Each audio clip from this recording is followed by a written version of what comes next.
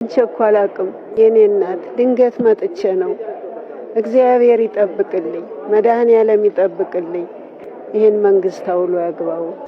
ውላችሁ ግቡ፣ እናንተም አይለውጥባችሁ። በጣም ደስ ብሎኛል። ያው እግዚአብሔር ይስጥልን፣ እኛን እንዳስታወሱን እነሱም እግዚአብሔር ያስታውሳቸው። ትልቅ ደስ የሚል ነገር ነው። ይሄን እርዳታ አስተባብሮ በማንኛውም ቦታ ላይ በገንዘብ ሆነ በሐሳብ የሚያግዘውን ሁሉ እግዚአብሔር ያቆየው፣ ኢትዮጵያ ለዘላለም ያኖራት። ይሄን ህዝብ መንግስት ሰብስቦ በጎ አድራጎት ማድረግ በጣም ትልቅ አስተዋጽኦ ነው። እንዳየሁት ከሆነ እንደው በጣም የሚገርም ነው።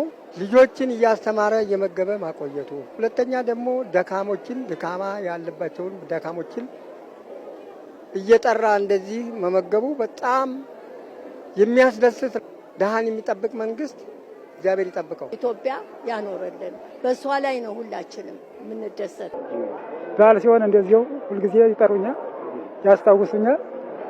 አንድ ቀንም ለይተውኝ የማያውቁ ብራስ እንደ አካል ጉዳተኞችን እየለዩ ደካሞችን በጣም ነው አቤት ድረስ መጥተው ነው መዝግበው እንትን ብለው የሚያስተላልፉ እና በዓል ሲሆን አንድ ቀን አመልጦኝ አያውቁም። በእውነት ተደስቼ ነው የምውለው።